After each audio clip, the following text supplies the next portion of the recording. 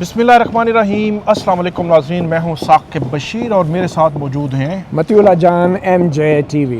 आज हम बात करेंगे वफाकी आइनी अदालत ने बाकायदा तौर पर समातों का आगाज़ कर दिया है। और ये समातों का आगाज़ कहाँ हुआ है? देखें जी, इस्लामाबाद हाई कोर्ट की बिल्डिंग है, उसकी दूसरी मंजिल है और ये इस्लामाबाद हाई कोर्ट के बिल्कुल नीचे जो है वो आइनी अदालत है और चीफ़ जस्टिस अफसार डोगर की अदालत के बिल्कुल नीचे जो है वो चीफ़ जस्टिस आइनी अदालत जस्टिस अमीनुद्दीन खान की अदालत है। तो फ़िलहाल तो वो इमारत के अंदर तो नीचे है। बहरहाल जी, इस्लामाबाद हाई कोर्ट में ही एक और बड़ी अदालत जो है वो कायम हो चुकी है और उसने समातों का आगाज़ भी किया है। इस पर भी बात करेंगे, आज क्या केस था, कैसे हुआ। अदालतों, एक दो अदालतें तो वहाँ उनके जो जजेस थे इस्लामाबाद हाई कोर्ट के, उनकी अदालतों पर वफाकी आइनी अदालत के जज आ गए और वो समातें नहीं हो सकी। तो इस सारे कुछ मंजरनामा आपके सामने रखने की कोशिश करेंगे। फिर सुप्रीम कोर्ट में भी जस्टिस जमाल खान मंदोखेल साहब काफ़ी आज भरम नज़र आए। क्या वजह तौर पे जस्टिस जमाल खान मंदोखेल को उनके कानूनी कैरियर में पहली दफ़ा ये मालूम हुआ है कि मुल्क में मनशियात बड़ी तादाद में स्मगल हो रहे हैं। वो भी बलोचिस्तान। जी हाँ, पहले बात वो खैबर पख्तूनख्वा की कोई कर रहे थे इधर उधर, लेकिन बलोचिस्तान का इंकशाफ हो गया। जी हाँ, वो मामला एक के मनशियात के मुबैना मुल्ज़म, जिसको कह लें मुल्ज़म की ज़मानत का था जी, मगर जस्टिस जमाल खान मंदोखेल ने ऐसे सवालात उठा दिए हैं कि जिससे मुझे तो डर है साकिब बशीर कि ये मामला कहीं आइनी अदालत में ना मुंतकिल हो जाए। अब ये मामला है क्योंकि ये सुओ मोटो किस्म के रिमार्क्स लग रहे थे मुझे, क्योंकि जो मामला ज़मानत का है और आप उसमें सवाल उठा रहे हैं कि भाई मनशियात मुल्क में कैसे आ रही हैं, तो फिर तो जारी बात है, फिर ये मामला तो जस्टिस अमीनुद्दीन खान साहब ने अपने पास मंगवा लेना है। अब ये आइनी अदालत का अख्तियार है। तो जस्टिस जमाल खान मंदोखेल ये ना समझें कि वो आइनी बेंच में दाएं साइड पे जस्टिस अमीनुद्दीन खान साहब के साथ बैठे हुए हैं और बाएं साइड पे जस्टिस मोहम्मद अली मजहर है। उनको ये याद रखना होगा कि अब जस्टिस अमीनुद्दीन खान साहब कोई भी केस, फॉर एग्जांपल यही केस है, तो इनको लगे कि ये तो आइनी मामला है, मंगवाएं फाइल, तो अगले दिन जस्टिस जमाल खान मंदोखेल साहब कोर्ट में पहुंचे तो वो कहें वो तो मंगवा लिया उन्होंने, तो वो कुछ कर भी नहीं सकेंगे। 27वीं तरमीम में लिखा गया ये लिखा गया है आइनी अदालत के पास ये अख्तियार भी है कि वो हाई कोर्ट से या सुप्रीम कोर्ट से किसी किस्म का मामला जो है वो अपने पास मंगवा सकते हैं। तो ये बड़ा एक हमें फिर एक और एंगल भी है जस्टिस जमाल खान मंदोखेल साहब के हवाले से, वो भी हम बात करते हैं। जस्टिस मोहसिन अख्तर कियानी साहब ने भी कुछ आज कहा है और वो भी एक दिलचस्पी से खाली नहीं है, बिल्कुल, बल्कि उन्होंने ये कहा है जी, वो मेडिकल ग्राउंड पे कोई मांग रहा था जमानत, तो उन्होंने कहा है जी यहाँ मेडिकल ग्राउंड पे जमानत लेते हैं मुल्ज़म, बाहर आते हैं, घूमते फिरते हैं, फिर बैरून मुल्क चले जाते हैं। और ये मेडिकल ग्राउंड पे जमानत देने वाले भी जस्टिस मोहसिन अख्तर कियानी थे ना जी। बिल्कुल, जस्टिस जिनका वो जिक्र कर रहे हैं, नाम तो नहीं लिया लेकिन हमें तो पता है ना। नाम नहीं लिया, नवाज शरीफ साहब का जिक्र कर रहे हैं, बिल्कुल उन्होंने नाम तो नहीं लिया, लेकिन उनका इशारा जो है वो बैरून मुल्क एक ही गए थे ना, मगर सारी दुनिया को पता है, सारी दुनिया को पता है। उन्होंने बाला रिमार्क्स दिए। इसी के साथ हम थोड़ा सा डिस्कस करेंगे कि वो इमरान खान साहब के केसेस भी कहीं 27वीं आइनी तरमीम में बह गए हैं। वैसे तो गवर्नमेंट कहती है कि हमने अदालती इस्लाहात की हैं, लेकिन मती साहब बड़ा ही कोई अजीब सी सिचुएशन है। वो सलमान सफदर साहब उधर से लाहौर से कोशिश कर रहे हैं कि अर्ली हियरिंग की दरख्वास्त नहीं लग रही, मतलब मरकजी केस तो बहुत दूर है। मेरे ख्याल में आप ये अर्ली हियरिंग की दरख्वास्त की, अर्ली हियरिंग के लिए एक और दरख्वास्त डालनी पड़ेगी। ये अर्ली हियरिंग की दरख्वास्त होती है कि जनाब मैंने एक दरख्वास्त डाली हुई है, लाखों रुपए का वकील किया हुआ है, बराए मेहरबानी करके इस दरख्वास्त की समाअत के लिए जल्दी मुकर्रर कर दें। और मजे की बात ये अर्ली हियरिंग के लिए दरख्वास्त वकील अलग से फीस भी लेते हैं, बिल्कुल लेते हैं, लाहौर से आने हैं स्पेशल उसमें। अब अगर ये अर्ली हियरिंग की दरख्वास्त भी समाअत के लिए नहीं लग रही तो फिर आप अंदाजा कर लें तो उस अर्ली हियरिंग के लिए दरख्वास्त तो फिर तो बनती है साकिब साहब, मेरे ख्याल तो बनती है। बिल्कुल, तो शुरू करते हैं। सबसे पहले तो वफाकी आइनी अदालत, वैसे हफ्ते वाले दिन हमें ये खबर थी कि शायद चीफ जस्टिस सरफराज डोगर साहब की अदालत में अमीनुद्दीन खान साहब बैठेंगे, क्योंकि ये बड़ी अदालत के जज हैं, चीफ जस्टिस हैं, और वो इस्लामाबाद हाई कोर्ट के चीफ जस्टिस हैं, वो कोर्ट रूम नंबर 2 में बैठेंगे। ये दिन को खबर चल रही थी और शाम को फिर ये आई कि नहीं, चीफ जस्टिस सरफराज डोगर साहब अपनी ही कोर्ट रूम नंबर 1 जो बहुत बड़ा है उसमें बैठेंगे, और अमीनुद्दीन खान साहब कोर्ट नंबर 2 जो है जिसमें जस्टिस मोहसिन अख्तर कियानी बैठते थे वहाँ बैठेंगे, और वहीं पे आज जो है वो बैठे। और आज जो समातें हुई, समातों से जाने से पहले मैं एक चीज़ और बता देता हूँ। जो 3rd फ्लोर है वहाँ पे आईनी जो अदालत के जजेस हैं उनको बिठाया गया, उनके बेंचेस लगे, लेकिन उनमें जस्टिस मोहम्मद आसिफ और जस्टिस खादम हुसैन सुमरो उनकी अदालतें चली गई। एडवोकेट जनरल और एडिशनल अटॉर्नी जनरल के जहाँ दफातर बने हुए थे तो वो फंक्शनल नहीं हो सकी, तो उसकी अदालतें भी नहीं लग सकी। मतलब ये इस्लामाबाद हाई कोर्ट की 2 अदालतें लग ही नहीं सकी सिरे से। तो ये सिचुएशन जो है वो आज रही है। बहरहाल आईनी अदालत ने अपना चीज़ तो ये है ना कि जो आईनी अदालत के सरबराह हैं वो चीफ जस्टिस सरफराज डोगर के नीचे वाली मंजिल में बैठे हैं जी, और जो इस पूरी इमारत का जो सबसे बड़ा कमरा अदालत है जिसके ऊपर गुंबद भी है और उस गुंबद के ऊपर पिंजरा भी है, वो जंगला जो है जी, तो उसके अंदर जस्टिस सरफराज डोगर साहब अपनी अदालत जारी रखे हुए हैं। उन्होंने अपनी अदालत नहीं छोड़ी। होना तो ये चाहिए था कि जो आईनी अदालत है आइन के मुताबिक वो सबसे ऊपर है। तो देखिए ये सिंबॉलिक ही होती है ना चीज़ें। ये जो अदालतें इतने बड़े बड़े पिलर्स और इतनी बड़ी बड़ी इमारतें बनाई जाती हैं, ये सिंबलिज्म होता है, रियासत के सतून होते हैं, ये आइनी सतून है। इसलिए सुप्रीम कोर्ट की इमारत भी बहुत बड़ी बनाई गई है, पार्लियामेंट के और वज़ीर-ए-आज़म सेक्रेटेरिएट के साथ बीच में बनाई गई है, क्योंकि सिंबलिज्म होता है, एक अलामत होती है रियासत के अख्तियार का, ताकत का। तो यहाँ पे आइनी अदालत के जो चीफ जस्टिस अमीनुद्दीन हैं उनके बारे में एक तो ये है कि पहले तो आपको दूसरी मंजिल पे बैठने की बजाय इस अदालत में अगर आप वाकई सबसे आला तरीन अदालत है तो फिर आपको जो सबसे बड़ी कमरा अदालत है वहाँ पे बैठना चाहिए था। अलामती बात होती है, मगर सुनने में ये आ रहा है कि चीफ जस्टिस अमीनुद्दीन खान साहब ने शायद as a courtesy, as a एहतरामन उन्होंने कहा कि नहीं आप अपने हम जो है कहीं भी बैठ जाएंगे। नहीं, ये आर्जी भी हो सकता है। इसकी एक वजह ये भी है, मुझे जो वजह नज़र आती है वो यही एक बड़ी वजह नज़र आती है कि ये डिसीजन क्यों लिया गया होगा। अगर जैसे अमीनुद्दीन खान जो है उन्होंने अगर डिसीजन लिया है तो फिर यही हो सकता है क्योंकि हमने आर्जी अभी रहना है और या आपने आर्जी रहना है, ये भी तो हो सकता है ना वो आर्जी और मुस्तकिल वफाकी आईनी अदालत बन जाए यहाँ पे। लेकिन बहरहाल ये जो है वो कोर्ट रूम्स जो है ऊपर नीचे इनका डिसीजन हुआ। आज लग भी गई अदालत, उसमें क्या आपको नज़र आया, कैसा माहौल था, क्या सिचुएशन थी? एक तो मैं बता दूं कि वो जस्टिस हसन नज़र रिजवी साहब की कोर्ट में रोस्ट्रम नहीं था आगे, और वो बटन भी, क्योंकि वो पता होता है ना जो अमला होता है उसको पता होता है, क्योंकि सुप्रीम कोर्ट का ही अमला आया हुआ था तो उन्होंने पंखा चला दिया, तो उन्होंने कहा पंखा तो बंद करें यार ये गलत बटन तो दबते रहेंगे कुछ अर्से तक, और हीटर की जगह पंखे भी चलते रहेंगे। अच्छा, मगर ये है कि आज के सबसे अहम जो मैं जिस पे मेरी तवज्जो थी कि भाई एक आईनी अदालत बैठी है, तो मैं देखना चाह रहा था कि इसके सामने कौन सा ऐसा मुकदमा है जिसके लिए ये आईनी अदालत बनाई गई। जी, कौन से मुकदमात हैं? तो सबसे पहले भी जो केस लगे वो रिट जुरिस्डिक्शन के कोई सरकारी यूनिवर्सिटी के किसी वाइस चांसलर की एक अपील थी जी, जो उसके ख़िलाफ़ की गया था फैसला हाई कोर्ट में। तो वो अब मैं सोच रहा था कि अगर ये वफाकी आईनी अदालत बनाई गई है इस मकसद के लिए कि यहाँ पे आईनी मामलात का फ़ैसला किया जाएगा, आइन की तशरीह की जाएगी, इधर बैठ के तो वो बिल्कुल उस तरह डिस्कशन हो रही थी जैसे हाई कोर्ट की रिट में या सेशन जज कोई बात कर रहा होता है, जी ये रिकॉर्ड है और ये इन्होंने मुझे गलत हटाया है। अब आईनी अदालत का ये काम रह गया है कि लोगों की नौकरियों के केसेस सुने, सर्विस मैटर्स की अपीलें सुने, और उनको हटाया गया है तो वो आईनी अदालत में, क्योंकि 27वीं तरमीम में पहले तो ये था ना कि रिट जुरिस्डिक्शन के जो फैसले थे उनमें भी कैटेगरीज बना दी गई थी कि इनमें ये कैटेगरीज जो है जिनका ताल्लुक आइन की तशरीह से होगा या कानून के चैलेंज होगा तो वो सुनेंगे। तो अब इन्होंने वो 199 की सारी जुरिस्डिक्शन बाजार जो है वो आईनी अदालत को दे दी है।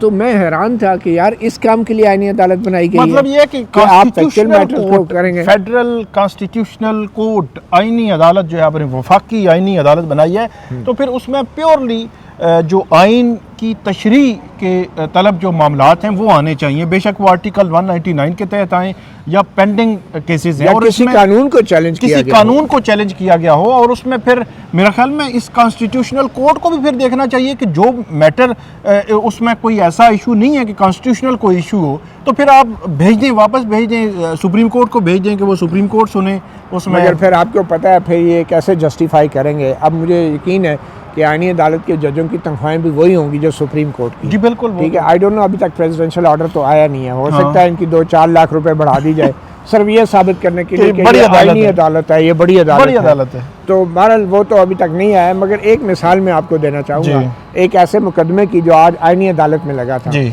मुकदमा क्या था कि जी कराची में जो मेयर हैं मुर्तज़ा वहाब साहब, उन्होंने कराची के तकरीबन 30 के करीब पब्लिक पार्क्स जो हैं उनको कमर्शलाइज, उसमें कमर्शियल एक्टिविटी की इजाज़त दे दी है। नाम उसका दिया है कि पब्लिक प्राइवेट पार्टनरशिप का नाम दिया है कि वो पार्कों को मेंटेन भी करेंगे, देखभाल भी करेंगे और उसमें थोड़ी बहुत अपनी कोई कारोबारी सरगर्मियां भी कर सकेंगे।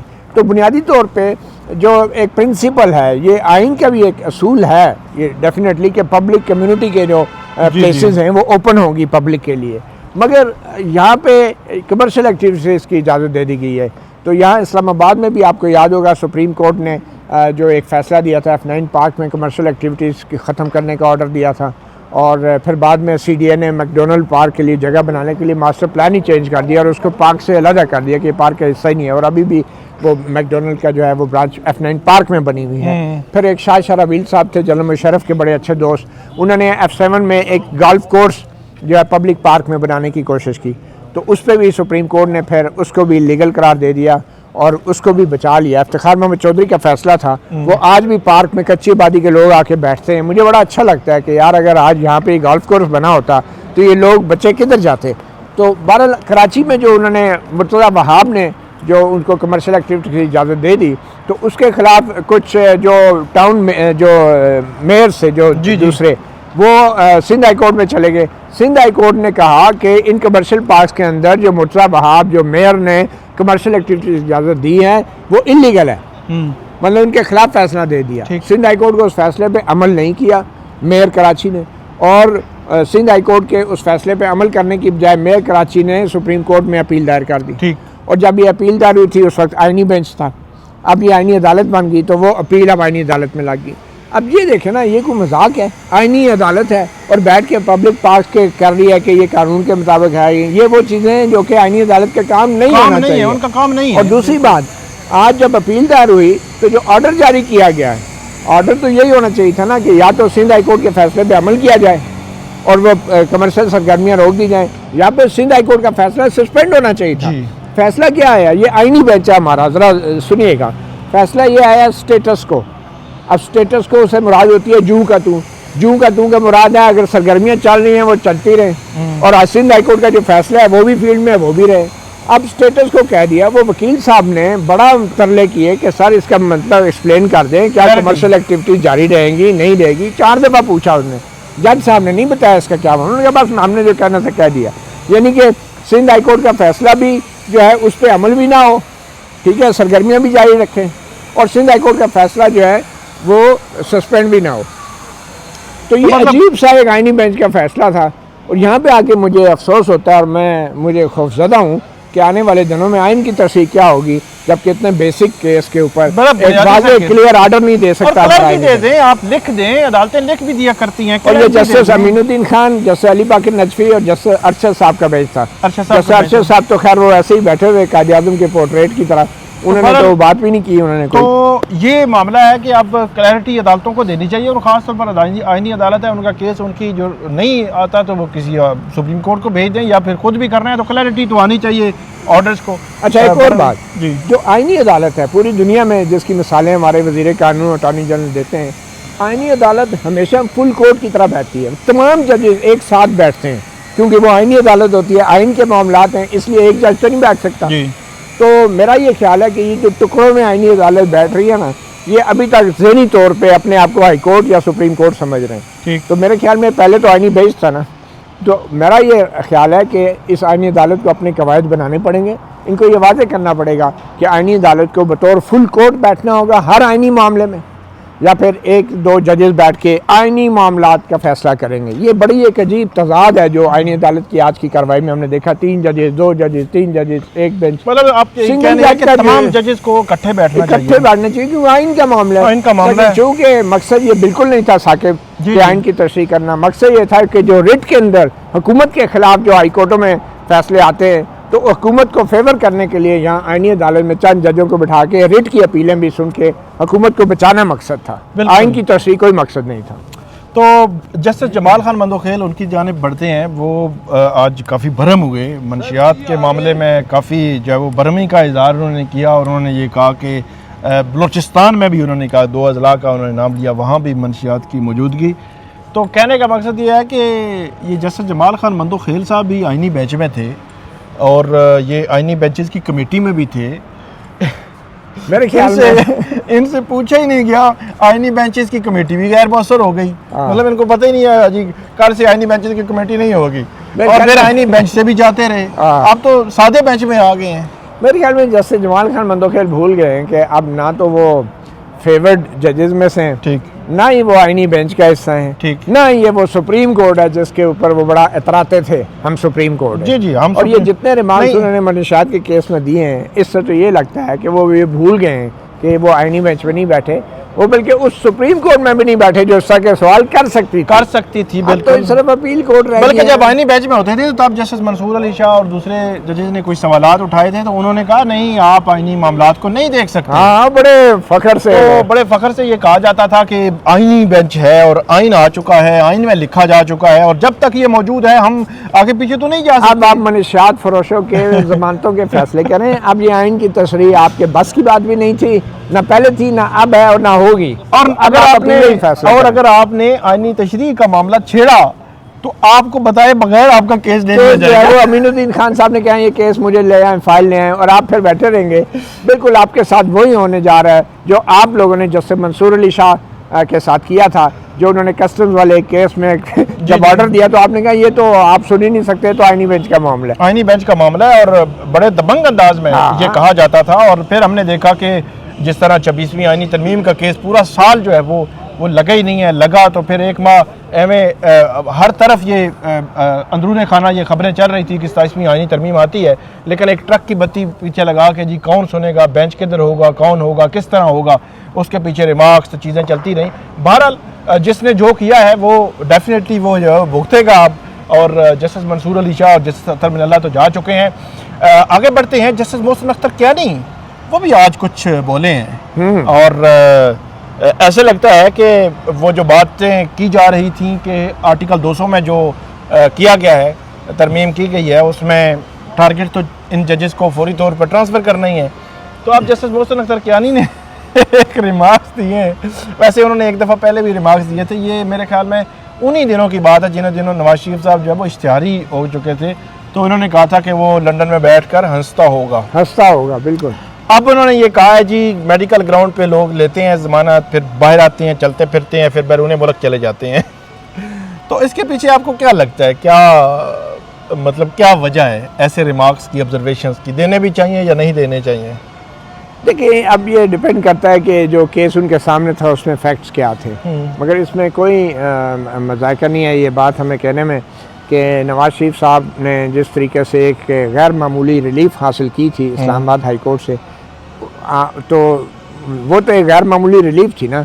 यहाँ मगर इमरान खान का देखें तो इनकी तो सजा मुअत्तली की अपीलें समाअत के लिए भी मुकर्रर नहीं हो रही, तो कितना एक डिफरेंस है। लेकिन एक बात है जो नवाज शरीफ साहब को उस वक़्त रिलीफ मिला था, उस रिलीफ को आज वो ओन करने के लिए तैयार नहीं है, बल्कि जस्टिस अतर मिनल्ला को वो सियासी जज और पता नहीं क्या क्या नामों से पुकारते हैं उनके बुज़रा, और वो भूल गए हैं कि उनकी उस वक़्त सुनवाई नहीं हो रही थी। और उस वक़्त जस्टिस अतर मिनल्ला और जस्टिस मियां गुल हसन औरंगज़ेब के ख़िलाफ़ इतने बड़े लेवल पे कैंपेन सोशल मीडिया पे, डिजिटल मीडिया पे मौजूद थी, और उनके जो है वो फेक टिक्कर्स चले थे। मुझे याद है कि उनके नाम से मंसूब को चीज़ें चली थी, लेकिन इसके बावजूद जो उन्होंने 2.25 माह में ज़मानत दे दी थी जस्टिस अतर मिनल्ला और जस्टिस मियां गुल हसन औरंगज़ेब ने नवाज शरीफ साहब को, मरियम नवाज को, कैप्टन सफदर को। लेकिन आज जब उनके वज़रा बोलते हैं तो वो तानो तशनी उन्हीं जजेस पे कर रहे हैं। ये हैरान कौन है वैसे कि उन जजेस को टारगेट किया जा रहा है? ये बिल्कुल साकिब, और आपको मालूम होगा ये वो 41-42 सफ़े का फैसला था जिसके ऊपर justice Saqib Nisar chief justice बड़े बरहम हुए थे और बड़ी उन्होंने सुनाई थी कि ये एक सजा मुअत्तली के फैसले के अंदर आपने इतना लंबा फैसला कैसे लिख दिया, लेकिन वो फैसला इतना मुदल्लल था जी। कि उसके ऊपर चीफ जस्टिस साकिब निसार को जरूरत नहीं हुई कि उस फैसले को सस्पेंड कर देते। बिल्कुल। उन्होंने उस फैसले के अंदर दिए गए आर्गूमेंट्स को ज़रूर रिजेक्ट किया मगर रिलीफ को बरकरार रखा, ठीक है। और फिर उसके पीछे भी बड़ी कहानी है, ज़राए बहुत कुछ बताते हैं कि उस फैसले की बुनियाद पे चीफ जस्टिस साकिब निसार ने जस्टिस अतम अल्लाह को बड़ा इंतकामी कार्रवाई का निशाना भी बनाने की कोशिश की। और आई डोंट नो, लेकिन कुछ ज़राए ने ये इंकशाफ किया है कि उस दौरान जो है कोई एक वीडियो या ऑडियो जो थी वो भी मंजर-ए-आम पे आने की बातें हुई थी। आपको याद है ARY के एंकर हैं गुलाम हुसैन, उन्होंने कह दिया था कि जनाब 2 दिन बाद एक जो है ना ऑडियो आने वाली है टेलीफोन गुफ्तगू की, और वो जो ऑडियो है उस ऑडियो से पता चल जाएगा कि जस्टिस अतम अल्लाह ने कैसे जमानत कैसे आप वो जमानत के केस में जमानत कैसे दे दी और सज़ा मुअत्तली कैसे हुई थी, कोई इस तरह का ही मामला था। और फिर उससे पहले ही जस्टिस अतम अल्लाह ने जो है फिर जो ज़राए से मालूम हुआ है कि उन्होंने फिर ऐसा एक कानूनी एक्शन किया कि जिसके बाद साकिब निसार साहब वो ज़िच होकर रह गए, और अपने आप को बचाने के लिए साकिब निसार ने फिर जस्टिस अतम अल्लाह का नाम जो है वो चीफ जस्टिस के ओहदे के लिए भी सामने लाया। इसकी तफसीलात तो हम बाद में बताएंगे, ये बड़ी एक दिलचस्प कहानी है जी। लेकिन इसके पीछे आप देखेंगे कि चीफ जस्टिस साकिब निसार खुद कितने कमज़ोर थे और कितने वीक थे, और कितने कमज़ोर थे। लेकिन इस तनाजुर में जो ज़मानत दी गई थी उन जजेस को क्या क्या भुगतना पड़ रहा था, ये एक पूरी हिस्ट्री है, इस पर हम तफसील के साथ बात करेंगे। लेकिन जिनको ज़मानत मिली है वो तो, मैं मरियम नवाज़ साहिबा का भी रात सुन रहा था, उन्होंने कोई लंदन में भी कोई बात की इसी तरह, तो इन जजेस को इसी तरह ही मुखातब किया उन्होंने कि ये राना सनाउल्लाह साहब हैं, ख्वाजा आसिफ साहब हैं, इवन ख्वाजा साद रफ़ीक का मैं पढ़ रहा था, वो बड़ा उनकी उन्होंने ट्वीट तो उन्होंने बड़ी बैलेंस सी की कि ये अच्छे जज ये वो कहा, लेकिन उन्होंने कहा जी वो मेरे प्रोडक्शन आर्डर उन्होंने जारी नहीं किए थे, कहा असम्बली का मामला है। और फिर जस्टिस मंसूर अली शाह ने पता नहीं लाहौर में कोई क्लब का मामला था तो उसमें रेलवे का साथ नहीं दिया था, तो मतलब 2 केसों को लेकर आप जो है वो बैठ गए हैं। कहने का मकसद ये है कि आपने पूरे जज को एज ए होल देखना होता है, कोई इंसान है वो जज भी हो सकता है 2-4 डिसीजंस ऐसे हों जिस पे आप क्रिटिसाइज भी कर सकते हैं, लेकिन एज ए होल आपने देखना होता है। लेकिन मैं हैरान होता हूँ कि हुकूमती वज़रा जो है वो कैसे बात कर रहे हैं उन जजेस के हवाले से। फिर हफ्ते वाले दिन अदालत खोली और अतम अल्लाह के खिलाफ 1-1.5 साल पूरी जो है वो कैंपेन चलती रही, और उस वक्त PTI का दौर था और PTI की डिजिटल प्लेटफॉर्म पे इतनी अक्सरियत थी, वो कैंपेन करते रहे। जस्टिस मंसूर अली शाह और जस्टिस अतम अल्लाह की एक तस्वीर UK की थी, कोई दोस्त है अपने UK में गए होंगे, किसी गाड़ी में बैठ गए होंगे, वो पूरा साल चलती रही कि इन्होंने पता नहीं साउथ अफ्रीका में क्या किया है और क्या नहीं किया। मैं देख रहा था वही तस्वीर आजकल नून लीग वाले उनके खिलाफ लगा रहे हैं। हैरानगी होती है कि मतलब इतने जो है वो काबिल तरीन जज, मैं समझता हूँ कि ये अदलिया का नुकसान है, उनका तो कोई नुकसान नहीं, उन्होंने पूरी लाइफ गुजार ली है, उन्होंने जैसी तैसी उन्होंने गुजारी है। ये अदलिया का नुकसान है कि इतने कॉम्पिटेंट जज जो है वो अदलिया को छोड़ के जो है वो चले गए हैं। मेरे ख्याल में साकिब ख्वाजा साद रफ़ीक जैसे एक ऐसे रोल मॉडल सियासतदान मैं कहूँगा, ख़ास तौर पे जो रोल उन्होंने ये प्ले किया आखिरी इलेक्शंस के बाद जी, अभी तक वो प्ले कर रहे हैं, एक स्टैंड है उनका एक स्टैंड है कि उनको जिताने के लिए कहा गया, लेकिन उन्होंने इनकार किया और अपनी शिकस्त को वक्त से पहले ही तस्लीम कर लिया। तो इतना बड़ा जब उन्होंने एक प्रेसिडेंस, एक मिसाल कायम की है, तो मेरे ख्याल में ख्वाजा साद रफ़ीक को अपनी सोच और अपने तज्जियों का जो लेवल है थोड़ा ऊंचा करना चाहिए, और अब इन चीज़ों से निकल आना चाहिए कि रेलवे के केस में क्या फ़ैसला हुआ या प्रोडक्शन ऑर्डर नहीं जारी हुए। ये इतने छोटे मामले हैं, ये मामला कोई जस्टिस अतम अल्लाह का नहीं है। पहली बात तो ये है, ये मामला जो है ख्वाजा साद रफ़ीक भी अच्छी तरह जानते हैं। जो कुव्वतें उनका इलेक्शन रिग कर सकती हैं, तो उनको ख्वाजा साद रफ़ीक को रोटी को चोची तो नहीं कहते कि जस्टिस अतम अल्लाह ने और जस्टिस मंसूर ने क्यों इस्तीफ़ा दिया। अब ख्वाजा साद रफ़ीक की भी एक कुछ लिमिट्स है, जारी बात है, एक पार्टी है। आपको याद है यहाँ तो रज़ा रब्बानी जैसे जो है वो आंसू बहा के उन्होंने फौजी अदालतों के हक़ में वोट दे दिया था। ये तो यही मसला है हम सियासतदानों का कि अपने आप को जस्टिफाई भी करना है, अपने आप को उन्होंने रोल मॉडल भी बनाना है, फिर अपने आप को रेलिवेंट भी रखना है और पार्टी से वफादार भी शो करना है। ये सारे काम एक साथ नहीं हो सकते।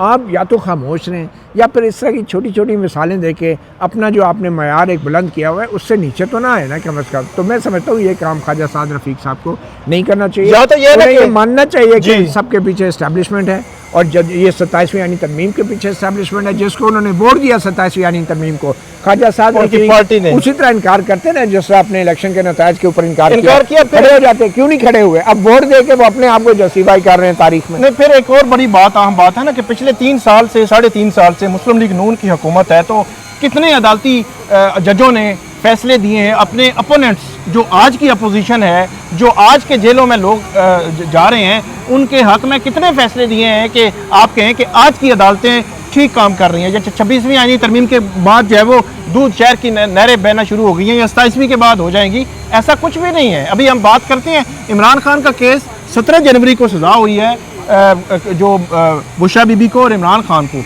आज तक मतलब देखें कि 10 माह हो गए हैं, 10 माह से ज़्यादा अरसा हो गया है, आज तक ज़ीरो पे खड़ा है केस। जो 16 अक्टूबर को समाअत होनी थी, चीफ जस्टिस सरफराज डोगर साहब और दूसरे जज, वो तकरीब थी जी सुप्रीम कोर्ट में, उन्होंने केस की समाअत नहीं की। आज 17 नवंबर हो गया है, केस नहीं लग रहा। अर्ली हियरिंग की दरखास्तें, बुशरा बीबी खातून है, आप जो मर्जी है कहें, उसको कानून में ये लिखा हुआ है कि उसको जब वो थोड़ा फेवर मिल सकता है जमानत के केस में, उसका केस नहीं लग रहा। और बात कर रहे हैं साद रफीक साहब जी, उन्होंने जी मेरा प्रोडक्शन ऑर्डर नहीं जारी किया था तो ये किया और था। आप ये देखें साकिब, ये जिस आइन के ऊपर ये हमारे इस्लामाबाद हाई कोर्ट या आइनी अदालत के जजों ने हल्फ उठाया है कि जी मैं इस आइन का वफादार रहूँगा, उस आइन के अंदर वाहिद अगर कोई कम्युनिटी है ना जी, जिसके लिए आप इम्तियाजी कानून साजी भी कर सकते हैं। आपको पता है हमारे आइन के अंदर 2 ऐसी कम्युनिटीज़ हैं जिनके लिए आप ऐसे कवानीन भी ला सकते हैं कि जिसमें इम्तियाजी सलूक हो सकता है, अदरवाइज तो इम्तियाजी सलूक नहीं तो पाबंदी है, नहीं हो सकता। और वो 2 कम्युनिटीज़ कौन है? वो ख़वातीन और बच्चे जी। इनके लिए आइन के अंदर पार्लियामेंट जो है खसूसी कानून साजी और आइन साजी कर सकती है। उसकी वजह यह है कि हमारे मुल्क में ख़वातीन जो आधी से ज़्यादा उनकी आबादी है वो महरूम है, वो अपने हकूक़ से महरूम है, उनके साथ जुल्म और ज़्यादती होती है और हमारे आइन ने तस्लीम किया गया है। और ये बेनज़ीर भुट्टो की पार्टी का आइन है, ये जुल्फ़िकार अली भुट्टो की पार्टी का आइन है, जिसमें ये ख़वातीन के लिए खसूसी कानून साजी की इजाज़त दी गई है। और आपकी पार्टी ऐसी तरमीम को प्रमोट कर रही है जिसके तहत इस तरह के जजेस जो हैं वो हाई कोर्ट में लगते हैं कि जो साल साल तक एक ख़वातीन की जो सज़ा मुअत्तली की जो अपीलें हैं वो मुकर्रर भी नहीं की जाती समाअत के लिए। तो ये किस किस्म के आइन का दिफा हो रहा है इस हाई कोर्ट के अंदर? ऐसे हाथ उठा के हल्फ बर्दारी की तकरीब हो रही है। जी बिल्कुल, तो ये जो है वो मामला चल रहा है और उनके केसेस मुकर्रर नहीं हो रहे, उनको फेयर ट्रायल नहीं मिल रहा, उनसे उनकी मुलाकातें बंद हैं, मुलाकातें भी बंद हैं, फैमिली से मुलाकात जेल रूल्स में लिखा हुआ है वो भी मुलाकात जो है वो बंद है। और हाई कोर्ट के ऑर्डर्स भी हैं, हाई कोर्ट के ऑर्डर, इनके ऑर्डर्स में कोई अमल नहीं कर रहा और इनको परवाह नहीं है। जेल का सुपरिटेंडेंट तो इनसे ज्यादा ताकतवर है, इन जजों से ज्यादा ताकतवर है। फिर तो इसका मतलब है कि बजाय इन अदालतों के जेल के सुपरिटेंडेंट के घर के बाहर जाके दरख्वास्तें जमा करानी चाहिए कि तुसी मेहरबानी करो, ये जज तो इस काबिल नहीं है, तो जेल के सुपरिटेंडेंट साहब तुसी कोई रहम करो अल्लाह, कोई आप उनकी मिन्नत कर लें, मिन्नत मुताज़ कर लें। बहरहाल मुस्लिम लीग नून के जो कुछ दिमाग सोच समझ वाले हैं, अगरचे राना सनवाला साहब भी अब जो है वो बदले हो गए हैं, तो उनको कम से कम वो सोचना चाहिए कि उन पर जो वक्त गुजरा, जो लोग जुडिशरी में जो बोल नहीं सकते, जो प्रेस रिलीज नहीं जारी कर सकते, कोई प्रेस कॉन्फ्रेंस नहीं कर सकते, जो लोग जिन्होंने किरदार अदा किया उनको थोड़ी सी एक्नॉलेज करें और इस तरह ना करें कि कल आप पे वक्त आए तो आपके साथ खड़ा होने वाला। साकिब आप ये कहते हैं जो जेल में जो बोल नहीं सकते, जजों को तो हम ब्लेम कर रहे हैं, हम मीडिया वाले क्या कर रहे हैं? एक बंदा जेल में है, उसकी बेगम जेल में है, हम उसके खिलाफ हर किस्म का घटिया से घटिया जो है वो प्रोग्राम्स कर रहे हैं, डिस्कशंस कर रहे हैं, लेकिन हम मीडिया वाले, हम एंकर पर्सन का फ़र्ज़ नहीं है कि जब तक इमरान खान का हमें मौक़िफ़ नहीं मिलता हम ये प्रोग्राम नहीं चलाएंगे। आप इमरान खान को जेल में, उसकी बेगम को जेल में, उसके खिलाफ घटिया से घटिया किस्म की कैंपेन भी चल रही है, हमारे बड़े बड़े टीवी चैनल चला रहे हैं, लेकिन हम में इतनी शर्म और हया नहीं है कि हम ये बात कर सकें कि पहले इमरान खान का और उसकी बेगम का मौक़िफ़ लेंगे, उसके बाद उसके बारे में हम प्रोपेगेंडा करेंगे। ये एक बुनियादी, हम जजों को क्या ब्लेम करें, हम खुद साफ़ी क्या कर रहे हैं? हम लोग प्रोपेगेंडा का टूल बने हुए हैं। और ऐसी जो बाहर की रिपोर्टें हैं, मुझे तो अफसोस होता है, इकोनॉमिस्ट की रिपोर्ट आई है, तो इन सहाफ़ियों को शर्म करनी चाहिए कि ये कहते हैं कि हम उस वक्त तक ये रिपोर्ट शाया नहीं करेंगे जब तक हमें इमरान खान से मुलाकात की इजाज़त नहीं देती, और हम इन तमाम मामलात के ऊपर बुशरा बीबी का और इमरान खान का मौक़िफ़ नहीं लेंगे। लेकिन ये भी बेशर्मी की इंतहा है, अपने आप को बैनुल-अक़वामी सहाफ़ी कहते हैं, मगर इतनी बुनियादी एक एथिक्स नहीं है कि आप जो है जेल में बंद एक जोड़े के बारे में घटिया और गलीज़ प्रोपेगेंडा कर रहे हैं, लेकिन उसका मौक़िफ़ जो है आपने अपनी स्टोरी में नहीं दिया, बल्कि उन आई विटनेसेस का मौक़िफ़ दिया है जो अब हुकूमत के साथ मिल गए हैं। जो कि अभी हुकूमत के कंट्रोल में, दबाव में, वो फ्री एजेंट नहीं है। और इस हवाले से मैं समझता हूँ कि ये जो इकोनॉमिस्ट है, इन लोगों को क्लियर करना चाहिए था कि जिन जिन लोगों को उन्होंने विटनेस बनाया है, ये लोग आज कहाँ खड़े हैं, ये इनको क्या रिलीफ दी गई है, और इनको जो गवाह बनाया गया कोर्ट्स का, तो ये मैटर अभी भी पेंडिंग है। और आपने उन गवाहों को जो कोर्ट किया है, मेरे ख्याल में ये तो आपको जो अपील में अभी मैटर पेंडिंग है, उन पर भी आप असरअंदाज होने की कोशिश कर रहे हैं। जी बिल्कुल, अपील में मैटर जो है वो जज केस का पेंडिंग पड़ा हुआ है, लेकिन इस के बावजूद इस किस्म का जो सिचुएशन बताई गई कि उनका मौक़िफ़ लिए बगैर सब कुछ जो है वो चलाया जा रहा है। तो बहरहाल यहाँ पे ख़त्म करते हैं। जी बिल्कुल। नाज़रीन, आपको मज़ीद भी हम अपडेट करते रहेंगे, हमें फ़ीडबैक दीजिएगा। अल्लाह हाफ़िज़। अल्लाह हाफ़िज़।